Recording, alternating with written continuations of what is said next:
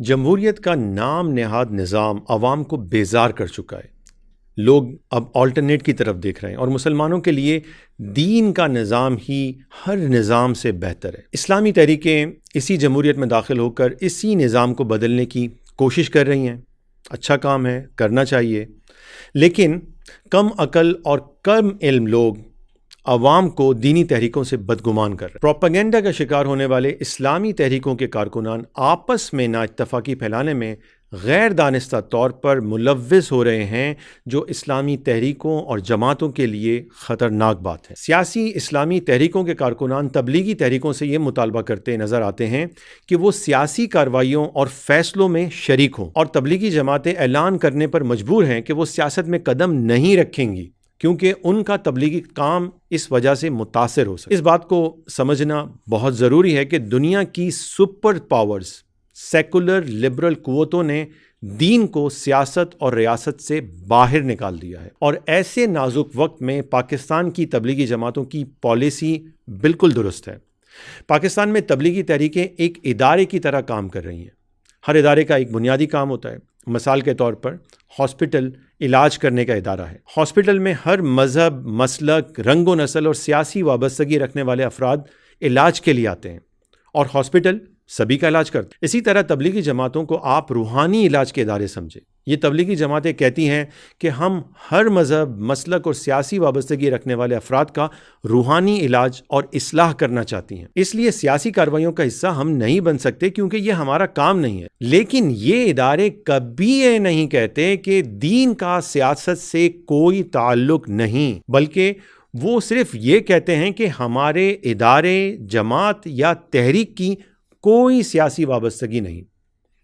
یہ بات کہی جا سکتی ہے۔ جس طرح ڈاکٹرز بطور شہری ووٹ دیتے ہیں، اسی طرح ان تبلیغی اداروں، جماعتوں اور تحریکوں کے کارکنان بھی ووٹ دے سکتے ہیں۔ جو لوگ ان تبلیغی اداروں، جماعتوں اور تحریکوں سے روحانی علاج کروا کر نکلتے ہیں، وہ کیا کسی لادینی جماعت کو ووٹ دے سکتے ہیں؟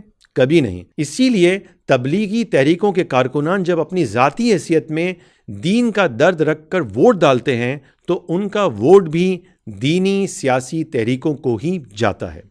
لہٰذا یہ بات واضح ہو جاتی ہے کہ تبلیغی تحریکوں سے یہ مطالبہ نہیں کرنا چاہیے کہ وہ سیاسی عمل میں حصہ لیں، بلکہ ان کو معاشرے کی اصلاح اور دین کی محبت لوگوں تک پہنچانے کا کام کرنے دینا چاہیے۔ جبکہ جو دینی سیاسی جماعتیں ہیں انہیں عوام میں سیاسی شعور بیدار کرنا چاہیے، ساتھ ہی ان کو ملک کے معاشی، معاشرتی اور اخلاقی پہلوؤں کو طاقتور بنانے کے لیے نظام پر محنت کرنی چاہیے۔ اور یہ بھی ایک بہت بڑی غلطی ہوتی ہے کہ دینی سیاسی جماعتیں ماضی کے سنہرے اسلامی دور یا خلافت کی مثالیں سیاسی وابستگی نہ رکھنے والوں پر چسپاں کر دے، کیونکہ اس وقت ملک میں لبرل، سیکولر اور بے دین قوتوں کا راج ہے۔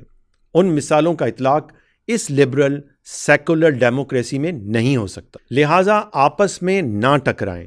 تبلیغ کے ادارے لوگوں کو اچھا مسلمان بنائیں اور اچھے مسلمان دینی سیاسی جماعتوں کو ووٹ دیں تو فتح صرف دینی سیاسی جماعتوں کی نہیں بلکہ تبلیغ کے اداروں، اسلامی سیاسی تحریکوں اور مسلمانوں کی ہوگی، یعنی فتح اسلام کی ہوگی۔ اس لیے ہم مسلمانوں کا بیانیہ یہ ہونا چاہیے کہ اہل حق کی تمام تبلیغی، مذہبی ادارے، جماعتیں اور تحریکیں دین ہی کی خدمت کر رہی ہیں، اور ان سب کو اپنی اپنی جگہ پر کام کرتے رہنا چاہیے۔